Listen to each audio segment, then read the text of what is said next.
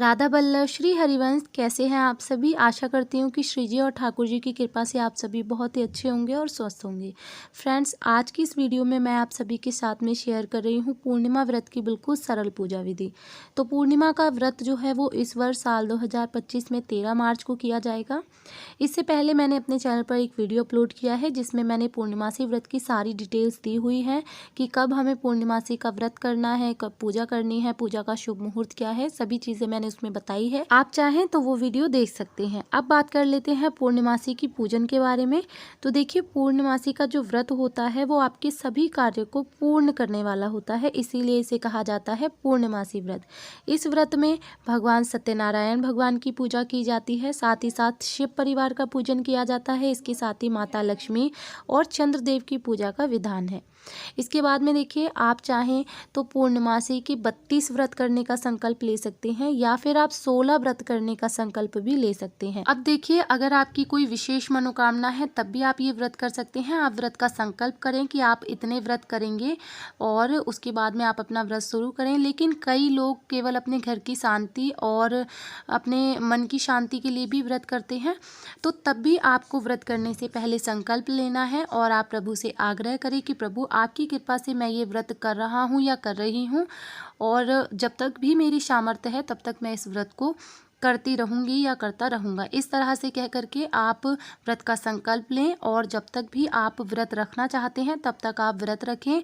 जब आपको लगे कि अब आपसे व्रत नहीं रख पा रहे हो तब आप व्रत का उद्यापन कर दें। तो इस तरह से पूर्णिमासी का व्रत किया जाता है। फ्रेंड्स, अगर आप पूर्णिमासी का व्रत ना भी कर पाएं तो आपको पूर्णिमासी के दिन पूजा जरूर करनी चाहिए। तो देखिए, सबसे पहले आप पूर्णिमासी के दिन सुबह सवेरे जल्दी उठें। उठने के बाद में आप स्नान आदि करें।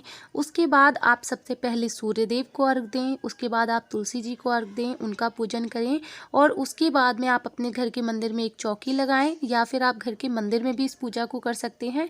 अलग से अगर आप चौकी लगा रहे हैं तो उस पर लाल या पीले रंग का आसन बिछा लें। तो देखिए, पूर्णिमासी के व्रत में भगवान विष्णु और माता लक्ष्मी की पूजा का विशेष महत्व माना गया है।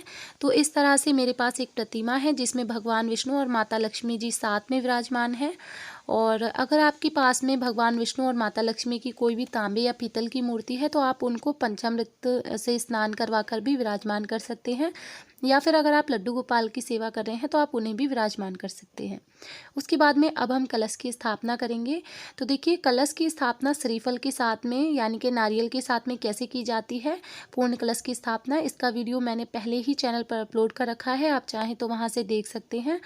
और कलश की स्थापना देखिए, अगर आप पूर्णिमासी का व्रत पहली बार करना शुरू कर रहे हैं तब आपको कलश स्थापना करना ज़रूरी होता है। इसके बाद में जब भी आप पूर्णिमासी का व्रत करें तो आप चाहें तो दीप कलश की स्थापना भी कर सकते हैं या फिर बिना कलश की स्थापना किए भी आप पूर्णिमासी का व्रत कर सकते हैं। और अगर आप कलश स्थापना करना चाहते हैं तो कर सकते हैं। तो देखिए, सबसे पहले हम कलश के कंठ पर मौली बांध लेंगे। उसके बाद इस तरह से हम स्वास्तिक बना लेंगे, क्योंकि स्वास्तिक जो है शुभता का प्रतीक होता है। उसके बाद में मैंने कलश में थोड़ा सा गंगा जल डाला है और इसके बाद में शुद्ध जल से मैंने कलश को भर दिया है, कंठ तक पूरा इसको हम भरेंगे। और अब इसके बाद में हम कुछ चीज़ें डालेंगे। तो देखिए, सबसे पहले मैं यहाँ पर सुपारी डाल रही हूँ। इसके बाद में मैंने 2 इलायची ली है, 2 मैंने यहाँ पर लौंग ली है, 1 हल्दी की गांठ ली है यहाँ पर, और इसके साथ ही मैंने यहाँ पर एक सिक्का ले लिया है, 1 पुष्प डाला है यहाँ पर, थोड़े से हम यहाँ पर अक्षर डालेंगे और इसके साथ ही मैं यहाँ पर रोली डाल दूँगी। इस तरह से सभी चीज़ों को डालते हुए हमारा जो कलश है वो तैयार हो गया है। अब हम कलश को स्थापित करेंगे। तो देखिए, जो मैंने अष्टदल कमल बनाया था चावलों से, आप चाहें तो चावलों की ढेरी लगाकर भी कलश की स्थापना कर सकते हैं। इसके बाद में चावलों से भरा पात्र मैं इसके ऊपर रख दूँगी, इसे पूर्ण पात्र कहा जाता है। अब हम दीप कलश की स्थापना कर रहे हैं तो यहाँ पर मैंने घी का दिया रखा है। आप जब भी दीप कलश की स्थापना करें तो दीप के ऊपर आप घी से जलता हुआ दिया ही रखें। इसके बाद देखिए, चावलों का आसन देते हुए मैं यहाँ पर भगवान गणेश जी को विराजमान कर रही हूँ, क्योंकि ये सबसे पहले पूजनीय देव है। तो सबसे पहले भगवान गणेश की पूजा की जाती है। और उसके बाद में देखिए लड्डू गोपाल को मैंने विराजमान कर लिया है, क्योंकि लड्डू गोपाल हमारे भगवान विष्णु का ही स्वरूप है। इसके बाद में जल की छींटे देते हुए हम सभी का शुद्धिकरण कर लेंगे। भाव रूप से हम भगवान गणेश और भगवान विष्णु माता लक्ष्मी जी को स्नान करवाएंगे। और इसके बाद में देखिए हम यहाँ पर मौली समर्पित कर देंगे वस्त्र स्वरूप। तो सबसे पहले मैंने यहाँ पर भगवान गणेश को मौली समर्पित कर दी है, इसके साथ ही जनेऊ समर्पित कर दिया है। और इसके बाद में हम माता लक्ष्मी और भगवान विष्णु को कलावा समर्पित करेंगे। आप चाहें तो माता लक्ष्मी को लाल चुंदरी भी समर्पित कर सकते हैं। इसके बाद यहाँ पर हम रोली से और चंदन से तिलक करेंगे। तो सर्वप्रथम भगवान गणेश को तिलक कर दिया है, साथ ही साथ हमने दिए का और कलश का भी पूजन किया है, तो उन्हें भी तिलक करेंगे। और माता लक्ष्मी, भगवान विष्णु और प्रतिमा में जितने भी देवी और देवताएं हैं सभी का हम पूजन कर लेंगे, साथ ही लड्डू गोपाल को भी तिलक लगाएंगे। इसके बाद में सभी को हम अक्षत समर्पित करेंगे। फ्रेंड्स, पूर्णिमासी का व्रत करना बहुत ही ज़्यादा शुभ माना जाता है। इस व्रत को करने से आपके घर में सुख समृद्धि बनी रहती है, धन धान्य की कमी नहीं होती है, साथ ही साथ आपकी सभी मनोकामनाएं पूर्ण होती हैं। फ्रेंड्स, अगर आप प्रत्येक पूर्णिमासी का व्रत करते हैं या फिर अपने घर में पूर्णिमासी के दिन पूजन करने का नियम बना लेते हैं, तो आप देखेंगे कि आपके जीवन में बहुत सारे बदलाव आ रहे हैं और आपके घर में सुख समृद्धि का वास स्वतः ही होने लगेगा। देखिए, सभी को हमने पुष्प समर्पित कर दिए हैं। और पूर्णिमासी के दिन आप माँ लक्ष्मी को लाल रंग का पुष्प जरूर समर्पित करें, क्योंकि लाल रंग का पुष्प माँ लक्ष्मी को अति प्रिय होता है। और इसके साथ में देखिए सभी को हम भोग समर्पित करेंगे। तो भोग में देखिए भगवान गणेश को मैं अलग से भोग समर्पित कर रही हूँ। तो मैंने यहाँ पर पेड़े का भोग समर्पित किया है, क्योंकि भगवान गणेश के भोग में तुलसी नहीं डाली जाती है। और इसके बाद में देखिए ये आटे को भूंज करके और इसमें मीठा मिला करके जो पंजीरी का प्रसाद बनाया जाता है, ये मैंने बनाया है। इसे आप पूर्णिमासी के व्रत में ज़रूर बनाएं। और सत्यनारायण भगवान को इसका भोग लगाना बहुत ही आवश्यक होता है। इसके साथ ही आप चरणामृत भी बना सकते हैं। इसके साथ ही आप इस दिन माँ लक्ष्मी जी को खीर का भोग जरूर समर्पित करें, क्योंकि पूर्णिमासी के व्रत में सफ़ेद चीज़ों का विशेष महत्व होता है। साथ ही हम जल समर्पित कर देंगे। और देखिए, फाल्गुन मास की पूर्णिमा है, तो इस दिन आप भगवान को अबीर गुलाल जरूर लगाएं। तो सबसे पहले हम इस तरह से भगवान के चरणों में गुलाल समर्पित करेंगे, साथ ही हम माँ लक्ष्मी जी के चरणों में भी गुलाल समर्पित करेंगे। उसके बाद गुलाल से हम भगवान को तिलक करेंगे, साथ में हम लड्डू गोपाल को और भगवान गणेश को भी इस तरह से गुलाल लगा देंगे। इसके बाद में हम दक्षिणा समर्पित करेंगे। तो दक्षिणा हमारी पूजा में रही कमियों को पूर्ण करती है, तो हमने दक्षिणा समर्पित कर दी है। अब इस दिन कथा का विशेष महत्व होता है।